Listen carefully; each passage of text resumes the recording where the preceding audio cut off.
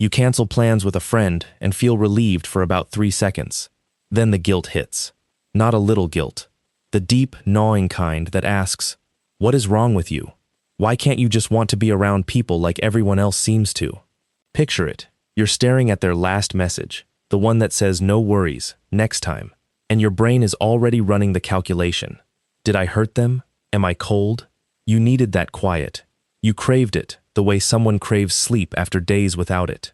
But the moment you had it, you started wondering if you're selfish, antisocial, broken. That guilt is the thing nobody talks about, and it is doing something very specific to you. Stay with me, because there are 6 signs this pattern is running in your life right now, and one of them will probably stop you mid-sentence. The need to be alone isn't a flaw in deep thinkers, it's a requirement. But somewhere along the way, most deeply feeling, highly aware people absorbed a message that wanting solitude means something is broken in them. This video is about why that message got in, and why it is wrong. Here is the first thing to understand about why this guilt exists at all. You are not wired the same way as the average person, and that is not a metaphor. Highly aware, deeply feeling people process sensory and emotional information more thoroughly than most. Every conversation, every shifting expression, every undertone in someone's voice gets taken in, turned over, examined. That is not something you choose. It happens automatically, below the level of conscious thought. What that means practically, a normal social gathering that leaves most people feeling energized, leaves you feeling like you ran a half marathon. The stimulation doesn't stop at the surface. It goes all the way down. Researchers who study sensory processing sensitivity describe this as deeper cognitive processing of incoming information.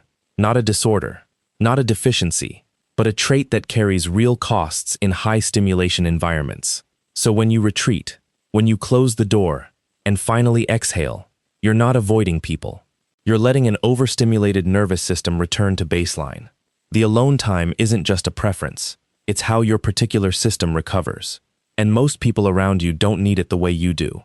They refuel socially. You refuel in quiet. That mismatch is exactly where the guilt is born. The guilt didn't appear out of nowhere. It was built into you over years of being given messages, some direct, some barely spoken, that needing alone time was something to apologize for. Maybe you were the child who slipped away from a family gathering to sit in a quiet room, and an adult found you and said, "What are you doing in here alone? Go be with people." Maybe your friends called you antisocial when you said no to a party. Maybe a partner looked hurt when you said you needed the evening to yourself, and didn't quite believe it wasn't about them. These moments accumulate into a belief that wanting solitude means you don't love the people in your life enough, that you are withholding something, that something about the way you're built is inconvenient and a little bit shameful. The deepest version of this guilt often isn't about being alone, it's about disappointing people. Deeply feeling people are wired, often from childhood, to monitor others' emotional states, to sense discomfort and want to fix it. So the idea that your absence causes someone else even minor hurt becomes almost unbearable. You cancel the plans, you get the relief, and then your brain immediately starts calculating, how does this land on them? Are they sitting somewhere right now, deciding what to think of you? That calculation, not the solitude itself, is what eats you alive. Let's make this concrete before we go any further. Here are 6 specific signs that the guilt around solitude pattern is active in your life. 1. You feel relief when plans get canceled, but within minutes, that relief turns into guilt or self-criticism. 2. You frequently say yes to social plans you don't actually want, then feel drained and resentful afterward, not because the people were unpleasant, but because you knew beforehand it was too much. 3. You need time after social events to process what happened, not just to rest, but to actually think through conversations, replay moments, work out whether you said something wrong. 4. You feel deeply lonely in groups of people, but genuinely recharged when you're alone, and you have never fully made sense of how those two things can coexist. 5. You monitor others' reactions to your need for space so carefully that you sometimes stay when you should leave, just to avoid making someone feel rejected. 6. You describe yourself as antisocial or say something is wrong with you, even though you genuinely love the people in your life and think about them constantly when you're not with them. If several of those feel true, you're not broken. You are running a deep processing system that needs its inputs managed carefully. And the guilt you feel is the sound of a rule, someone else's rule, that was never actually yours. Here's where the story most people tell themselves about solitude starts to fall apart. A 21-day diary study tracked 178 people and found something precise. On days with more time alone, people did tend to feel lonelier, but only when that solitude wasn't chosen. When people actively selected their solitude, that effect disappeared. Stress came down, and something else appeared, a stronger sense of autonomy, the feeling that you are actually steering your own life. Think about what that means for a real Tuesday. You've spent the day in back-to-back conversations, absorbing everyone's moods, managing every tone shift. By evening, you are not tired the way someone tired from running is tired. You are depleted in a different, more diffuse way, like a signal that can't get clear. The chosen solitude that follows isn't withdrawal, it's what brings the signal back. A separate line of research found that solitude consistently reduced high arousal emotional states, that ambient tension that hums underneath everything when you've been social too long. It came down when people had real time alone. For a deeply processing nervous system, this isn't a luxury. It's how you get back to a state where you can think clearly and be genuinely present with the people you love. The guilt says you're taking something from the world by being alone. The research says you're making yourself capable of giving something real back. Here is the part nobody tells you. More socializing may actually be making the loneliness worse. Picture two scenes. A crowded dinner, 8 people at the table, everyone talking, and you are there, nodding, smiling, participating, and somewhere inside, completely invisible. Nobody said anything wrong. The evening was fine, and yet you drove home feeling more alone than when you left the house. Now picture a quiet room, just you, a book, or nothing at all, and something in you finally settles. The loneliness lifts. How can those two things both be true? It comes down to a distinction most people miss. There are two kinds of loneliness, and they don't come from the same place. Social loneliness is not having enough people in your life. Emotional loneliness is feeling unseen, unable to share what's actually inside you, even when people are right there. Research on sensory processing sensitivity found that people with this trait experience significantly more emotional loneliness, but not more social isolation. Deep thinkers aren't surrounded by fewer people. They're surrounded by people who rarely meet them at the depth they actually live. So the loneliness isn't about being alone. It's about being unmatched. And the tragic irony is that many deeply aware people push through the overstimulation, show up to everything, never say no, trying to close a gap that more socializing cannot close. What they're starving for isn't more people. It's one person, one conversation, one exchange that reaches all the way down. You know the moment. A group chat lights up with plans. Everyone's in. The thread fills with thumbs-up reactions. And there it is, your name, conspicuously absent, the cursor blinking. Or your partner notices you haven't answered their last few texts and says, quietly, "Are you okay? You've been distant." Or it's a family dinner, and someone says, "You always seem like you'd rather be somewhere else." None of these people are wrong to notice, and none of them are trying to hurt you. But underneath each of those moments is a cultural assumption so pervasive, it's almost invisible, that being a good friend, a good partner, a good family member, means being available, physically present, emotionally on call, responsive, engaged, the person who is always up for plans, who never seems taxed by company. That person gets described as warm, generous, easy. The person who needs to protect their quiet, who can't answer texts for hours because they're genuinely depleted, that person gets described as distant. Hard to reach, a little cold. What almost nobody examines is that this standard was built around an average nervous system. It assumes that people recharge socially, that company is restorative, that availability signals care. For a large portion of deeply aware people, that assumption is simply wrong. You can love someone profoundly and need 2 days alone after seeing them. You can be someone's most attentive, present companion and still require silence the way your lungs require air. The guilt you feel is not evidence that you care less. It is evidence that you've internalized a measuring stick that was never calibrated for the way you actually work.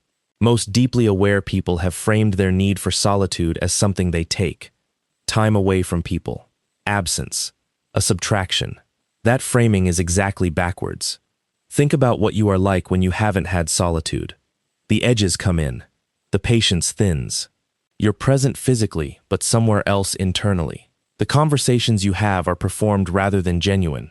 Now think about what you're like after you've had time to think, to let the noise settle. You show up differently. You listen better. You notice more. You are actually there.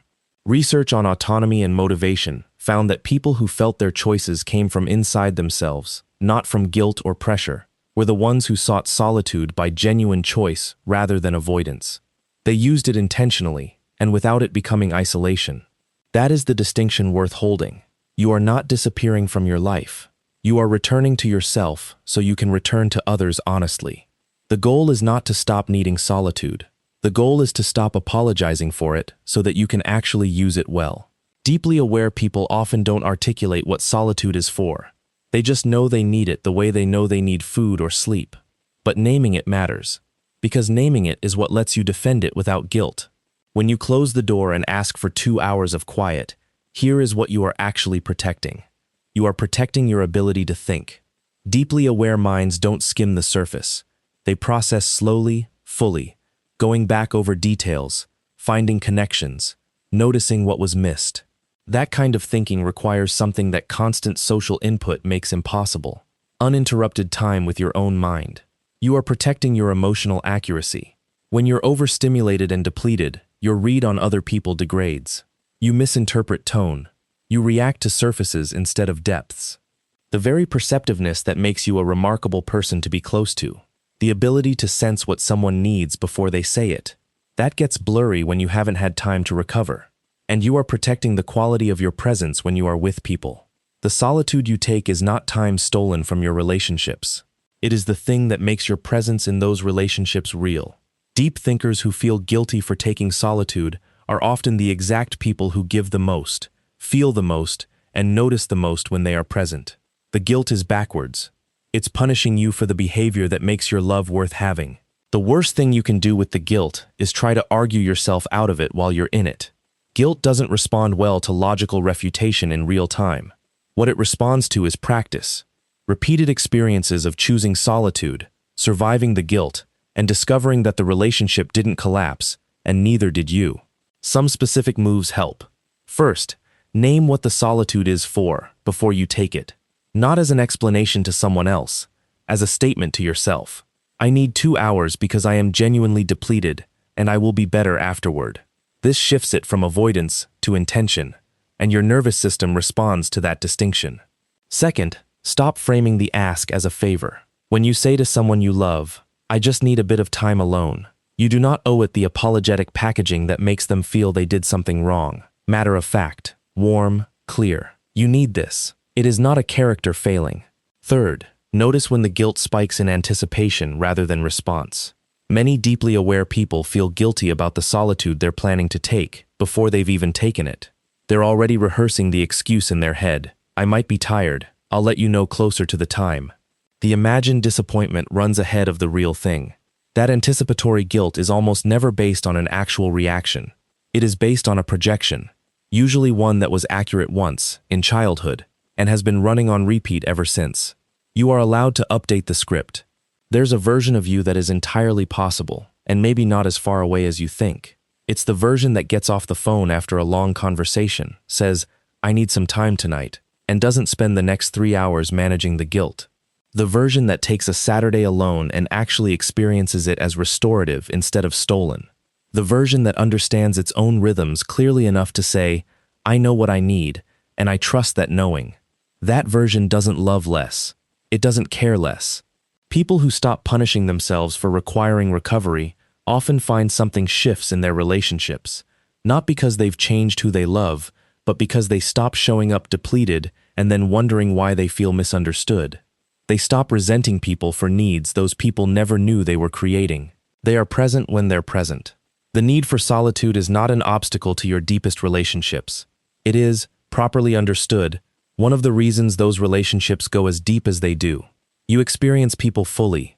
You think about them long after you've left them. You feel the weight of what they're carrying even when they say nothing. That is not a gift you have in spite of your need for alone time. It is a gift you have because of it. You are not disappearing from your life. You are returning to yourself so you can return to others honestly. Wanting to be alone, genuinely needing it, isn't a sign that something is wrong with you. It is a sign that you process life at a depth that requires more recovery than most people understand. The guilt isn't yours originally. It came from a culture calibrated for a different nervous system, and from people who couldn't meet you where you live. Chosen solitude lowers stress. It builds autonomy. It makes your presence real when you give it. You are not disappearing from your life. You are returning to yourself so you can return to others honestly. One question. What is the one thing you feel most guilty for needing? Write it in the comments. You'll find you're not alone in it. And if this video named something real, subscribe. More videos coming that do exactly this. Name the hidden patterns of highly aware minds.